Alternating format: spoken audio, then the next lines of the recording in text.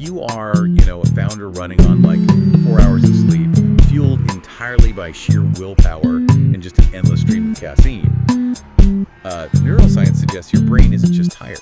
Right, it's not just fatigue. Yeah, it is actively mutating to overreact to bad news. It's a profound biological shift. The actual architecture of your mind literally changes when you force it into this chronic state of emergency. Which is terrifying.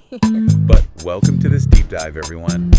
Our mission today is to explore this incredibly high-stakes intersection of mental fitness, rapid learning, and, peak performance. Exactly. We are unpacking this massive stack of research, clinical data, and entrepreneurial case studies, and they all point to one undeniable reality. Optimizing your brain is the ultimate competitive edge. Because, whether you are navigating the absolute chaos of a startup or you're just trying to survive a super fast-paced corporate career, relying on pure grinding hustle is biologically doomed to fail. Right, it's a losing game. We really have to move past this outdated mechanical view of human performance. You cannot treat the human nervous system like a combustion engine, where more fuel and more effort automatically equal more speed. Yet that is the exact culture we live in, right? Like, we valorize the relentless hustle. We see admitting exhaustion as a liability. Oh no, 100%. It's seen as weakness. Totally. And if you look at the landscape today, there are over 580 million active entrepreneurs globally. That's a huge number. It's roughly 8% of the entire world's population. And the vast majority of them are operating under the assumption that they just need to, push through the pain. But the biological cost of that strategy is just staggering. Yeah, the data from the National Institute of Mental Health is wild. It reveals that 49% of entrepreneurs struggle with mental health issues. Which is a striking figure when you consider that the baseline for the general population sits at about 32%. Wow. So you are looking at a demographic that is disproportionately suffering, and Gallup research reinforces this too. They show that entrepreneurs are 30% more likely to experience chronic, high-level stress. And we have to be really clear about what chronic stress actually means inside the body. It's not just a feeling. No, it means you are operating with chronically high levels of cortisol in your bloodstream. And cortisol isn't just a chemical that makes you feel a little anxious, right? Yeah. Like, it's a literal survival mechanism. Precisely. Cortisol is designed to save your life from an immediate physical threat, like a tiger jumping out at you. Right. It pumps glucose into your muscles and narrows your focus so you can escape danger. But when it's chronically elevated because you are, perpetually worried about Q3 revenue or an impending product launch, it becomes corrosive. Exactly. The American Psychological Association has shown that chronic cortisol exposure directly damages blood vessels. It leads to hypertension and serious cardiovascular diseases. And the mental toll is just as bad. The Journal of Business Venturing highlights a really severe correlation between financial distress in business and clinical depression. The physiological hardware simply breaks down under that sustained load. It really does. It makes me think of smartphones. Like, if you leave a phone running 50 background apps with the screen on full brightness. And the GPS constantly searching for a signal. Yes. The battery doesn't miraculously last all week just because you really need it to. It dies. Right. And you can't just yell at the phone to be more resilient. But in business, we essentially yell at ourselves to push through, relying entirely on discipline. That smartphone analogy perfectly captures a psychological concept known as ego depletion. Ego depletion. Yeah. Willpower is not a magical infinite resource that you can just summon on demand. It is a highly finite cognitive battery. So it actually drains. It depletes with repeated use throughout your day, every time you force yourself to focus on a dry spreadsheet, or every time you suppress the urge to snap at a coworker. Which takes a lot of energy sometimes. Right. Every time you make a complex strategic decision, you are burning actual metabolic resources in your prefrontal cortex. So by the time it's like 4:00 p.m. and you have to make a critical call on a major investment, your prefrontal cortex is effectively running on 1% battery. And that is exactly when you default to your most reactive, fear-based impulses. By relying solely on hustle and discipline, you're anchoring your entire business strategy to a rapidly depleting biological resource. Well, if willpower inevitably fails us, we obviously need a different mechanism. And the research points toward neuroplasticity, right? Yes, absolutely. The idea that we can physically rewire the brain to handle stress automatically, basically bypassing the need to drain that cognitive battery in the first place. Neuroplasticity completely overturned the old scientific consensus. People used to think the adult brain was fixed and rigid. That you couldn't teach an old dog new tricks. Exactly. But we now know that at literally any age, you can force your brain to adapt, prune inefficient pathways, and build stronger, highly resilient neural networks. Shirzad Chamin's work at Stanford on positive intelligence, or PQ, provides a really fascinating blueprint for this. It's brilliant. He frames it in a way that just makes so much sense. Like, you wouldn't expect LeBron James to maintain his dominance without a massive team of physical trainers, nutritionists, and coaches fine-tuning his body. Obviously not. Yet, founders try to scale multi-million-dollar businesses without doing a single thing to optimize their own mental state. They expect championship-level output from a totally unconditioned system. It's crazy. The PQ program addresses this by introducing a highly specific neurological conditioning tool called PQ reps. PQ reps. Yeah. These are 10-second exercises that act as literal neuromuscular conditioning for your brain. Okay, I have to play devil's advocate here for a second. Go for it. If I'm in the middle of a brutal board meeting, right? The company is bleeding cash, investors are breathing down my neck. Taking 10 seconds to close my eyes and focus on my breathing feels, I don't know, completely ridiculous. I hear that a lot. Like, how does a 10-second exercise actually change the reality of a failing business? Well, it doesn't change the business. It changes the biological lens through which you are solving the problem. Okay. And you don't have to close your eyes or chant or anything. A PQ rep can be entirely invisible. Really? Like how? It involves focusing intensely on a single physical sensation, like rubbing your index finger and thumb together so closely that you can feel the microscopic ridges of your fingerprints, or feeling the exact weight of your feet against the floorboards. But how is feeling my fingerprints help me answer a hostile question from an angry investor? Because of where the blood flow is directed in your brain. When you're panicked about cash flow, your amygdala, what the PQ framework calls the saboteur region, is heavily activated. Right, the fight or flight center. Exactly. It hijacks your neural circuitry, flooding you with fear, self-doubt, and defensive aggression. You literally lose access to the higher order problem-solving centers of your brain. You're just reacting. Right. By forcing your brain to process highly specific, intense sensory data like the ridges of your fingerprints, you are physically diverting electrical activity and blood flow away from the amygdala. Wow. So you starve the saboteur. You starve it, yes. And simultaneously, you're activating the middle prefrontal cortex, which the framework calls the sage region. The seed, yeah, I like that. This is the area responsible for empathy, deep curiosity, and clear, action-oriented thinking. I agree. Doing a 10-second PQ rep physically shifts your mind out of a defensive crouch and into a state of strategic clarity. You are strengthening your self-command muscle. I mean, I see the mechanism there. It's an immediate tactical intervention. It is. But that brings up a broader practical dilemma from the sources. The research makes it crystal clear that mental and physical health are inextricably linked. You can't separate them. Right.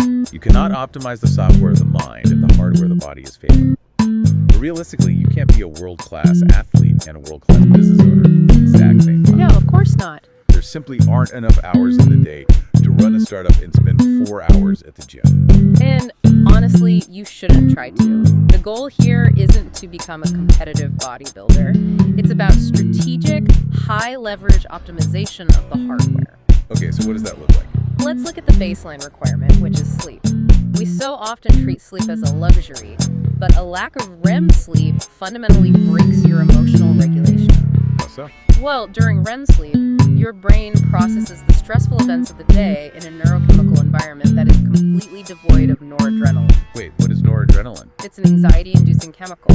So REM sleep actually strips the emotional charge away from your memories. Oh, wow. So if you shortchange your REM sleep to, hustle and answer more emails at 2 a.m., your brain doesn't get that overnight therapy. Exactly the opposite happens. A lack of REM sleep causes hyperactivity in the neural circuits that process negative emotions. That sounds like a recipe for disaster. It is. You wake up biologically primed to perceive threats where there are none. Your saboteur region is in overdrive before you even open your laptop. That explains so much about cranky founders. Right. And Beyond sleep, the nutritional interventions mentioned in the clinical data are remarkably specific. It's not just a generic, eat your vegetables directive. Yeah, it's very targeted. We are looking at omega-3 fatty acids, B vitamins, and creatine monohydrate, which creatine is usually associated with weightlifting, right? Yeah.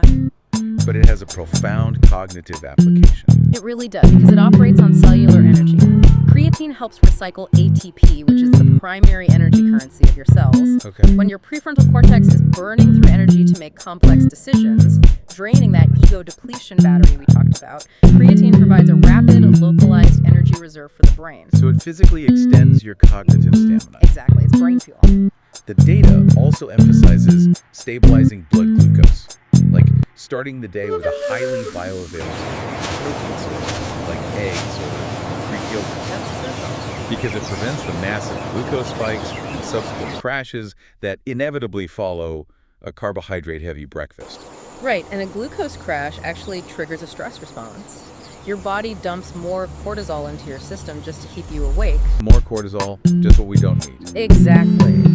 Which brings us to stress mitigation. You don't need a 2-hour grueling workout to lower cortisol. The research points to high-leverage activities. Like what? Exposure to natural environments, Tai Chi, and specific deep breathing protocols. Just breathing. Yeah, because these activities stimulate the vagus nerve, which actively suppresses cortisol production and engages the parasympathetic nervous system. It's about deliberately engineering an equilibrium. Jeff Weiner, the former CEO of LinkedIn, provides a brilliant real-world application of this in the sources. I love his approach. He actually schedules dedicated blocks of completely empty reflection time throughout his day. Just nothing on the calendar. Right. And he guards that blank space on his calendar with the exact same ferocity as a meeting with his board of directors. Because he understands that maintaining the biological machine is a prerequisite for functioning at peak capacity. It is a profound shift in perspective. It really is. And once your hardware is stabilized, like once you're sleeping effectively, maintaining steady glucose levels, and controlling your cortisol, you have suddenly freed up a massive amount of cognitive bandwidth. Which you need. Desperately. Because that primed, well-rested brain is necessary for the most critical modern survival skill, which is rapid adaptation and learning. Right. MIT economist David Author calls this environment a landscape of skill polarization. Yes, the middle ground of the job market is completely hollowing out. Because routine tasks are being automated left and right, meaning roles now demand highly complex, specialized skills. Exactly. You're either adapting and learning at a rapid pace, or you are being rendered obsolete. There's no middle ground. But learning as an adult is fundamentally different from learning as a child. Oh, totally different. A baby's brain is a blank canvas. It has incredibly high plasticity. It absorbs language and motor skills effortlessly. They just soak it up. Right. But as adults, our brains have pruned away unused pathways to become highly efficient at what we already know how to do. We get set in our ways biologically. Yes. To learn a complex new skill rapidly, you have to force your brain out of its efficient grooves and deliberately forge new neural connections. It requires a complete shift from passive consumption to active structural learning. Exactly. Which brings us to the 20/80 rule. Right, the 20/80 rule. Because if you are a professional facing insane information overload, trying to read a textbook cover to cover is just a massive waste of your newly freed cognitive bandwidth. It's totally inefficient. You have to identify the 20% of a skill that drives 80% of the outcome and ruthlessly focus your energy right there. But identifying that 20% requires the right psychological framework. It really starts with Dr. Carol Dweck's concept of a growth mindset. The idea that you can always improve. Right, the underlying neurological belief that your capabilities are not fixed. Once you have that foundation, you engage in what Anders Ericsson calls deliberate practice. Deliberate practice. Yes, and the defining characteristic of deliberate practice is immediate constructive feedback. Because if you just lock yourself in a room and practice a new skill blindly, you aren't necessarily improving. You might actually be getting worse. Really? Yeah, because when you practice, your brain wraps those active neural circuits in line. Which is that fatty substance that makes electrical signals travel faster. Exactly. But here's the catch: Mylan doesn't distinguish between good technique and bad technique. Oh. If you practice mistakes, you are physically hardwiring those mistakes into your nervous system. Wow. Feedback ensures you are myelinating the correct pathways. To structure this, the cognitive psychology data points to a few incredibly powerful techniques. The first is spaced repetition. Spaced repetition is huge. Yeah, the human brain has this natural biological tendency to discard information it doesn't use. It's called the forgetting curve. Right. Spaced repetition hacks this process by forcing you to recall information at gradually increasing intervals. Right as the brain is about to forget the data, you retrieve it. And that sends a massive chemical signaling that this pathway is vital and must be preserved. And then you combine that with the Feynman technique, which I love. Oh, it's so effective. It forces you to explain a highly complex concept in terms so simple that, like, a 5-year-old could understand it. Because if you rely on jargon, you are usually just hiding gaps in your own comprehension. Right. By simplifying the concept, you actively retrieve the information and reconstruct it, which deepens the neural embedding. And we can tie all of this active learning together using the RAIL framework from the sources. Let's break that down. RAIL R stands for retrieve. Right. You force your brain to recall information from scratch without looking at your notes. Okay. And A is for apply.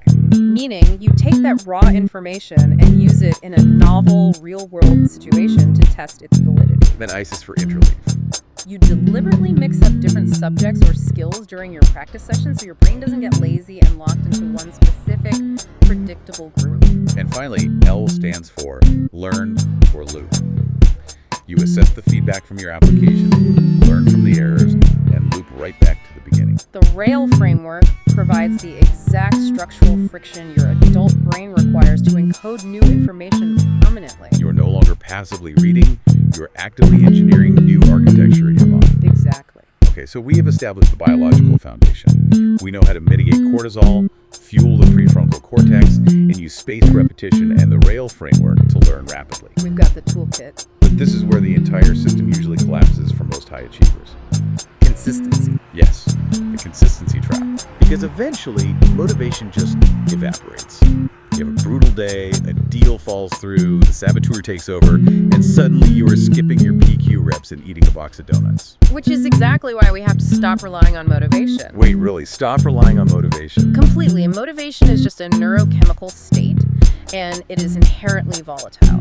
We have to transition from motivation to systems. Okay, unpack that for me. To understand why, we need to look at the dual learning systems in the human brain. When you first start a new habit, like a new learning protocol or a diet, you are operating entirely on the reward-based system. Which is driven by dopamine. Right. Dopamine makes it feel exciting. You start the new routine, you feel a rush of ambition, and you get a hit of dopamine. Dopamine is the best. It is. It acts like the starter motor in a car.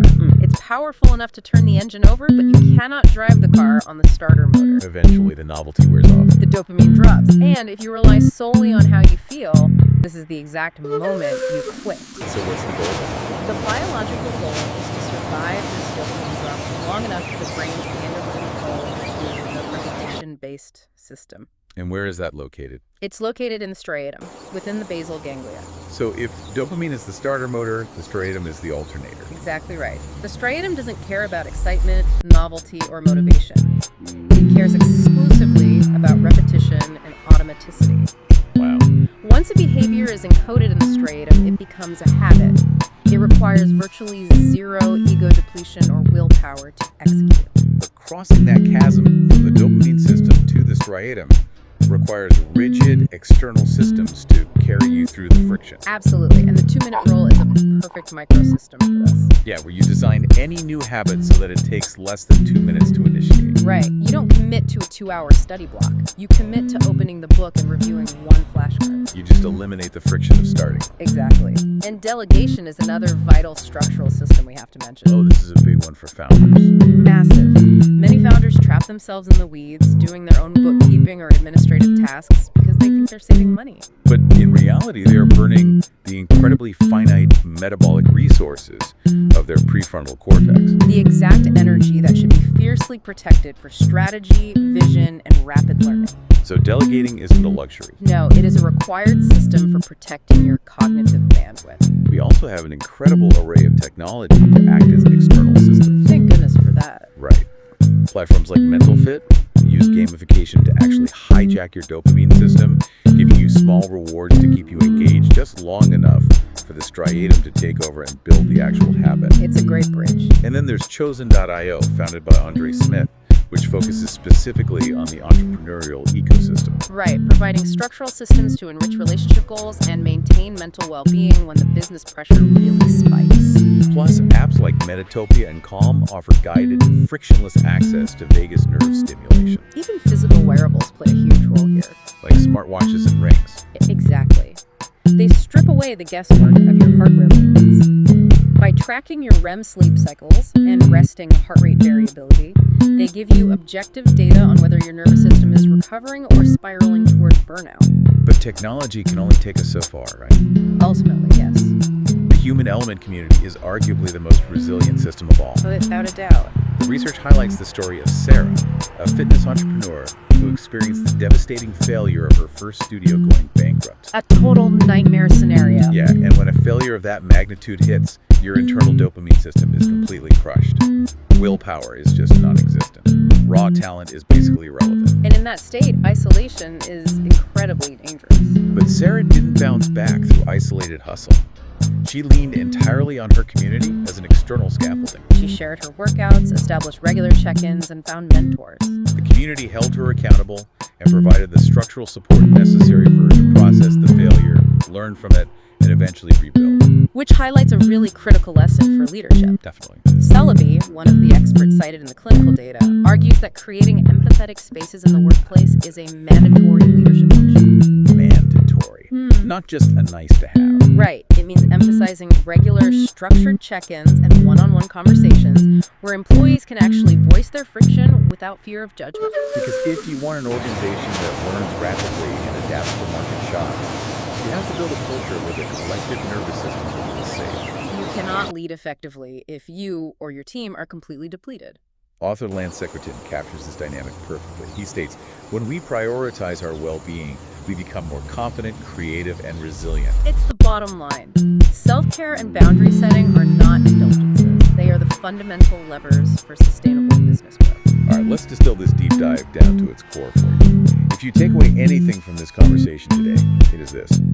Treat your mental fitness as a non-negotiable hard business investment. Stop treating your brain like a combustion engine that runs on endless hustle.